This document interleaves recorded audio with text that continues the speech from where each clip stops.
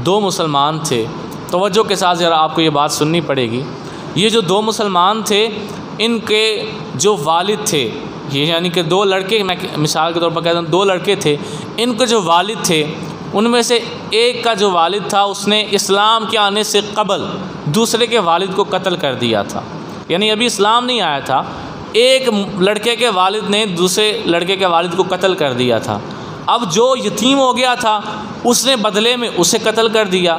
वह यानी कि वड्डे दोवे मार गए थे, अगू मुड़े दोवे रह गए। अब जो पीछे लड़के थे उनमें से एक ने तो अपने दिल की आग बुझा ली थी अपने बाप के कातिल को मारकर, जो दूसरा था उसका जो हम उम्र था वो भी ज़िंदा था और उसने उसके बाप को मारा हुआ था। और हुआ क्या कि दोनों ने इस्लाम कबूल कर लिया, दोनों ने कलमा पढ़ लिया। इस्लाम कबूल करने के बाद ये दोनों जंगे बदर में पहुँचे, तो वो जिसका बाप मरा हुआ था और उसने बदला नहीं लिया था, उसने जंगे बदर में कोशिश की कि मैं इसे मार दूँ, लेकिन वो ना मार सका। अब जंग ओहद के अंदर जिस वक़्त काफिरों का एक दम से पीछे से हमला हुआ तो कोई समझ नहीं आ रही थी कोई किधर से मारा किधर से मारा है, तो उसी इस्लाम में इस बंदे ने क्या किया, अपने लश्कर में खड़े हुए उस शख्स को मार दिया अपने बाप का बदला पूरा करने के लिए। अब इसने ये गलत किया क्योंकि वो खून था ज़माने जाहिलियत का, और सरकार ने तो फरमाया था कि जाहिलियत के ज़माने के तमाम खून ख़त्म हो गए क्योंकि अब इस्लाम आ गया, अब कलमा पढ़ लिया, तो वो खून सारे माफ़ हो गए। लेकिन उसने क्या किया, अपने बाप का बदला अपने मुसलमान भाई से ले लिया। जिस वक़्त इसने मारा था तब तो वो काफिर था, अब वो मुसलमान हो चुका था, इसका दीनी भाई बन चुका था। इसने अपने बाप का बदला ओहद के मैदान में खड़े होकर धोखे से उसे कत्ल करके उससे बदला ले लिया। सरकार सलाम जंगे ओहद के बाद वापस मदीना शरीफ में आ चुके थे। हज़रत जिब्राईल अलैहिस्सलाम हाज़िर खिदमत हुए और आकर सलाम किया और कहा, हुजूर फ़लाँ बंदे ने फ़लाँ बंदे को कत्ल कर दिया है, और वजह क्या है कि कुफ़र के ज़माने का खून बदला लिया है उसने। यानी इस्लाम के बाद की कोई बात होती फिर तो और बात थी, उसने कुफ़र के ज़माने के अंदर जो एक कत्ल उसने किया था उसके बदले में उसने उसे मार दिया है। अब अल्लाह का हुक्म है कि आप भी उसे उस मुसलमान के किसास के बदले कत्ल कर दें।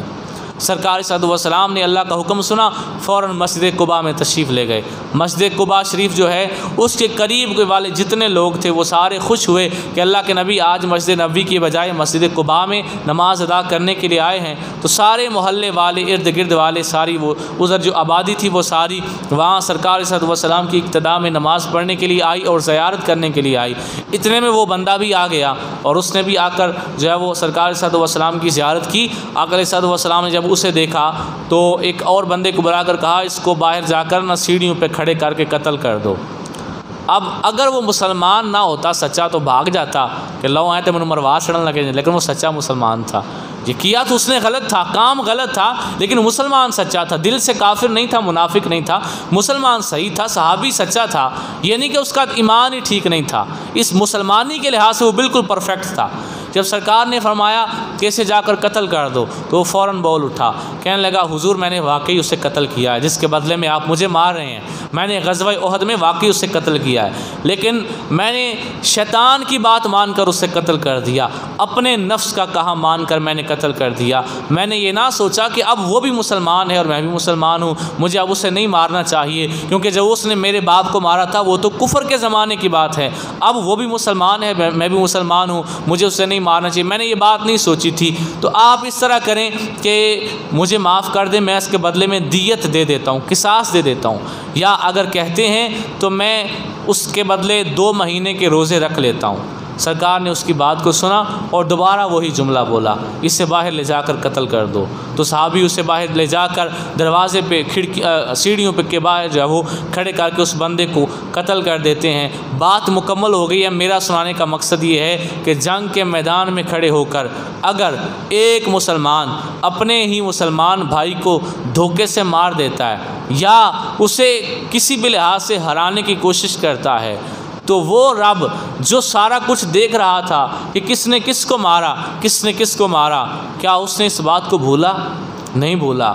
थोड़े अरसे के बाद अल्लाह ने अपने नबी को हुक्म दे दिया कि ये बंदा है जिसने जंग के मैदान में जहाँ बाकी सारे मार रहे थे काफिरों को, तो इसने मुसलमान को मार दिया, धोखे से मार दिया। और वजह क्या थी? अपने बाप का बदला लेना था। अल्लाह ताला ने उसे माफ़ नहीं किया। मैं ये कहता हूँ आज के दौर के अंदर इस दौर के अंदर आप अगर किसी मुसलमान को धोखा देंगे, कत्ल करने की बात नहीं मैं कर रहा, धोखा देंगे, पीछे से वार करेंगे, पीठ पीछे उसको नुकसान पहुँचाएँगे, वही अल्लाह जो ओहद में देख रहा था आज देख रहा है या नहीं देख रहा? देख रहा है। सबका अकीदा है ना, रब तो वही है जो ओहद के मैदान में था, आज भी वही है, क़यामत तक, क़यामत के बाद भी रब तो वही है, रब तो नहीं बदलेगा, रब वही है। उसने देख लिया जहाँ बाकी सारे काफिरों को मार रहे थे, एक मुसलमान ने मुसलमान को मार दिया तो रब ने इग्नोर नहीं किया, रब ने नबी को बताया कि ऐ नबी इसने धोखा किया, इसे सज़ा दी जाए, और उसे सज़ा दी गई। मुझे बताएं अगर आज हम अपने किसी मुसलमान भाई को पीठ पीछे से वार करते हैं, धोखा देते हैं, मुँह पर हम उसके जो है वो भाई बन जाते हैं और पीठ पीछे हम ख़यानत करते हैं, बताएं अल्लाह देख रहा है या नहीं देख रहा?